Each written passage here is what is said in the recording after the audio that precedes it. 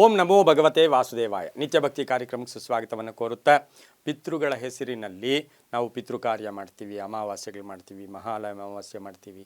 ಅನೇಕ ವಿಧವಾದ ಅವರವರ ಭಾವನೆಗಳಿಗೆ ತಕ್ಕ ಹಾಗೆ ಪಿತೃಗಳಿಗೆ ಗೌರವಗಳನ್ನು ಸಮರ್ಪಣೆ ಮಾಡ್ತೀವಿ. ಆದರೆ ಬಹು ವಿಶೇಷವಾಗಿ ಒಂದು ವಿಧಾನ ಇದೆ. ಆ ವಿಧಾನವೇ ಪಿತೃಗಳ ಹೆಸರಿನಲ್ಲಿ ಗಿಡ ನೆಡುವಿಕೆ, ವೃಕ್ಷಗಳನ್ನು ನೆಡುವಿಕೆ, ವೃಕ್ಷಗಳನ್ನು ದಾನ ಕೊಡುವಿಕೆ.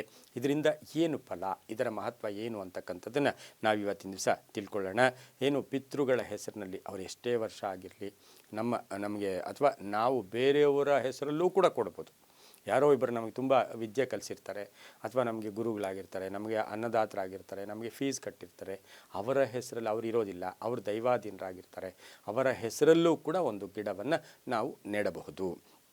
ಹಾಗೆಯೇ ಇವತ್ತು ನಾವು ಮಾಡ್ತಕ್ಕಂಥ ಮಾಸಿಕ ಆಗ್ಬೋದು, ವಾರ್ಷಿಕ ಆಗ್ಬೋದು, ಹಾಗೆಯೇ ಕಾರ್ಯಕ್ರಮಗಳಾಗ್ಬೋದು. ಪದ್ಮಪುರಾಣದಲ್ಲಿ ಸಾಕ್ಷಾತ್ ವೇದ ವ್ಯಾಸರು ಏನು ಹೇಳಿದ್ದಾರೆ ಅಂದರೆ, ಯಾರು ಗಿಡಗಳನ್ನು, ವೃಕ್ಷಗಳನ್ನು ಪಿತೃಗಳ ಹೆಸರಿನಲ್ಲಿ ದಾನ ಕೊಡ್ತಾರೋ, ಆ ಕೊಟ್ಟಂತಹ ಗಿಡ ಏನಿರುತ್ತೆ, ದಾನ ಕೊಟ್ಟಿರ್ತೀವಿ, ಅದರ ಮೇಲೆ ನೀರು ಬಿದ್ದಾಗ, ಮಳೆ ಬಿದ್ದಾಗ, ಅದರ ಹನಿಗಳು ಎಲೆಗಳಿಂದ ಉದುರಿದಾಗ ಆ ಎಷ್ಟು ಎಲೆಗಳಿಂದ ಆ ನೀರು ಕೆಳಗಡೆ ಬೀಳುತ್ತೋ ಅಷ್ಟು ತರ್ಪಣಗಳು, ಅಷ್ಟು ಅವರ ಹೆಸರಿನಲ್ಲಿ ತರ್ಪಣಗಳು ಹೋಗಿ ಅವರಿಗೆ ಸೇರಿಕೊಳ್ಳುತ್ತೆ. ಅವರು ಮುಂದೆ ಇನ್ನೊಂದು ಜನ್ಮ ಎತ್ತಿರ್ತಾರೆ, ಅಥವಾ ಪ್ರಾಣಿ ಪಕ್ಷಿಗಳಾಗಿ ಏನೋ ಒಂದು ಜನ್ಮ ಎತ್ತಿ ಬಂದಿದ್ದರೂ ಕೂಡ ಅವರ ಅಕೌಂಟಿಗೆ ಅವರಿಗೆ ಶುಭ ಆಗ್ತಕ್ಕಂಥ ಸಾಧ್ಯತೆ ಇರುತ್ತೆ. ಹಾಗಾಗಿ ಇವತ್ತಿನ ದಿನ ನಾವು ಪಿತೃಗಳ ಹೆಸರಿನಲ್ಲಿ ಗಿಡಗಳನ್ನು ನೆಡೋದ್ರಿಂದ, ಅಥವಾ ನಮ್ಮ ಮನೆ ಹತ್ರ ಗಿಡ ನೆಡೋದಾಗ್ಬೋದು, ಅಥವಾ ದೇವಸ್ಥಾನ ಆಗ್ಬೋದು, ಅನಾಥಾಲಯ ಆಗ್ಬೋದು,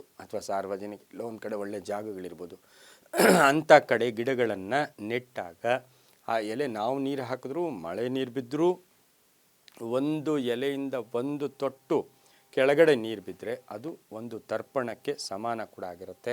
ಆ ಆತ್ಮ ಎಲ್ಲಿದ್ದರೂ ಕೂಡ ಅವರಿಗೆ ಸೇರುತ್ತೆ.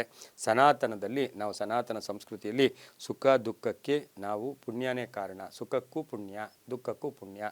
ಅಂತಹ ಪುಣ್ಯದ ಕೆಲಸಗಳು ಮಾಡಿದ್ರೆ, ದುಃಖ ಅತಿಯಾಗಿದೆ, ಪುಣ್ಯದ ಕೆಲಸ ಮಾಡಿ, ದುಃಖ ಕಡಿಮೆ ಆಗುತ್ತೆ. ಸುಖ ಅತಿಯಾಗಿದೆ, ಅದು ಹಾಗೆ ಉಳ್ಕೋಬೇಕಾ, ಪುಣ್ಯದ ಕೆಲಸ ಮಾಡಿ.